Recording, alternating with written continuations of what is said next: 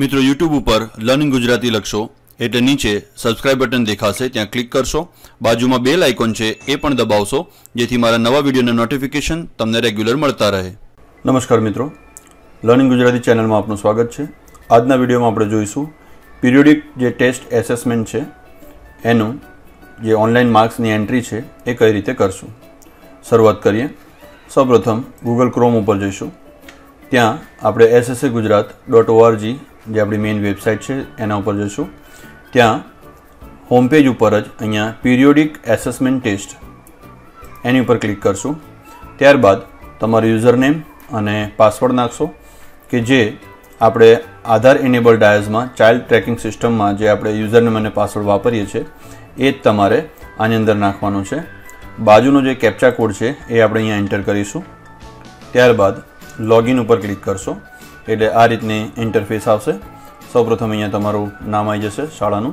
અહીંયા exam marks ઉપર તમે ક્લિક કરશો એટલે બે તમને પેટા ટેબ દેખાય છે, એન્ટર એક્ઝામ માર્ક્સ અને રિપોર્ટ। બાય ડિફોલ્ટ પહેલી જે ટેબ છે એ જ અહીંયા તમને દેખાય છે। હવે એની અંદર એક્ઝામ ડેટ, તમારી જે તે જે એક્ઝામની ડેટ છે એ તમારે સિલેક્ટ કરવાની છે। અહીંયાથી તમે બેક જઈ શકશો મંથમાં અને અહીંયા નવેમ્બર 18 એ રીતે તમે આગળ પણ જઈ શકશો, ડિસેમ્બર અને જાન્યુઆરી સુધી। ઓકે, ધારો કે તમે આજની છે સેટરડે 5 આપણે ક્લિક કરીએ છીએ તો 5/1/2019, એના પછી સ્ટડીંગ ક્લાસ ગમે તે ધોરણ તમારે સિલેક્ટ કરવાનું છે 3 થી 8માં। ધારો કે આપણે ત્રીજું ધોરણ સિલેક્ટ કરીએ છીએ। હવે સેક્શન A B કયું ધોરણ છે અત્યારે આપણે એ સિલેક્ટ કરીએ।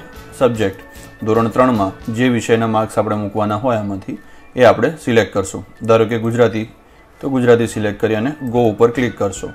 જેવું ક્લિક કરશો એટલે મિત્રો અહીંયા સ્ટુડન્ટ નેમ, સરનેમ, ક્લાસ, એનું સેક્શન, પ્રેઝન્ટ ઓર એબસન્ટ અને એન્ટર માર્ક્સ આ રીતે ઇન્ટરફેસ આવી જશે અને છેક નીચે સેવ બટન છે।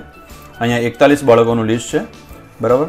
આ જે બાળકો જે છે એના આધાર UID છે અને તમે જોઈ શકો છો કે જે સ્ટુડન્ટ્સ નેમ જે છે એ અહીંયા આલ્ફાબેટિકલ ઓર્ડરમાં ગોઠવેલા છે।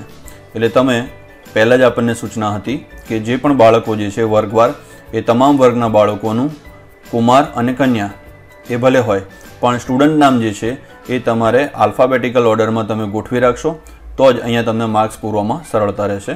3A માટે આલ્ફાબેટિકલ ઓર્ડર, આધાર UID છે અહીંયા। સૌપ્રથમ તમારે પ્રેઝન્ટ ને એબસન્ટ જે છે એમાં અહીંયા બે ઓપ્શન તમને બતાવે છે। આ બાળક જો પ્રેઝન્ટ છે તો તમે અહીંયા માર્ક અહીંયા પૂરી શકશો, પણ અહીંયા માર્ક તમારે જ્યારે પૂરવાના છે ત્યારે 25 માર્કની જે કસોટી છે એનાથી ઓછા અથવા તો 25માંથી 25 જે માર્ક હોય, પણ કુલ ગુણ કરતાં વધુ ગુણ અહીંયા લેવાશે નહીં। ધારો કે જે છે 24 છે તો અહીંયા લખાશે 25 માર્ક લખાશે, 0 લખાશે, પણ જો હું 26 મૂકું છું તો તરત જ મને અહીંયા એરર આપી દેશે, એન્ટર માર્ક્સ 25 ઓર લેસ, એટલે કે વધુમાં વધુ તમે 25 ગુણ મૂકી શકો છો, બરાબર। તો અહીંયા 26 ગુણ એક્સેપ્ટેબલ નથી તો અહીંયા તમે 20 મૂકી શકો છો, બરાબર। બીજું કે જો બાળક જે તે દિવસે ગેરહાજર હોય તો તમે એબસન્ટ કરશો, જેવું એબસન્ટ કરશો એટલે આ જે ખાનું છે એ હાઇડ થઈ જશે અથવા તો ડિઝેબલ થઈ જશે। એનો મતલબ કે તમે ત્યાં માર્કની એન્ટ્રી કરી શકશો નહીં। જે તે દિવસે જે બાળક ગેરહાજર હોય તો એના માર્ક્સની એન્ટ્રી કરવાની નથી। જે બાળકો પ્રેઝન્ટ છે એની સામે આ રીતે 25 ગુણમાંથી મળેલ ગુણ આ રીતે તમે લખી નાખશો અને નીચે આ રીતે અહીંયા સેવ બટન દબાઈ દેશો, બરાબર। એટલે આ જે છે એ ડેટા પૂરાઈ જશે। ધારો કે હું સેવ અહીંયા ક્લિક કરું છું તો your data save successfully message આવી ગયો, ઓકે। ત્યાર પછી તમે એક્ઝામ માર્ક્સમાં જઈને નીચે રિપોર્ટ ટેબ છે ત્યાં ક્લિક કરશો।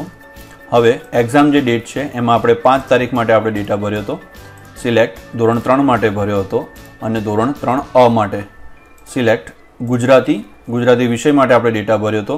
તો તમે ગો કરશો એટલે તમે જોઈ શકો છો કે જે આપણે પ્રથમ જે 4 બાળકો જે છે એના માટે ડેટા ભર્યો હતો એ માર્ક્સ અહીંયા આવી ગયા। હવે આ માર્ક્સ ભર્યા પછી પણ તમને એવું લાગતું હોય કે આ માર્ક્સમાં થોડી ભૂલ છે પૂરવામાં અથવા તો એન્ટર કરવામાં, તો તમે અહીંયા બાજુમાં એડિટ ઉપર ક્લિક કરશો એટલે તરત જ અહીંયા એ બાળકનો ડેટા નીકળી જશે। ફરીવાર મિત્રો, ધારો કે અહીંયા અમૃત જે છે, અમૃત રાઠોડ, એમાં આપણને કોઈ ભૂલ જણાય તો અહીંયા તમે ક્લિક કરશો એટલે તરત જ એ અમૃતનો ડેટા જ જે બાળકને તમે એડિટિંગ કરી રહ્યા છો એ જ બાળકનો ડેટા અહીંયા ખુલી જશે।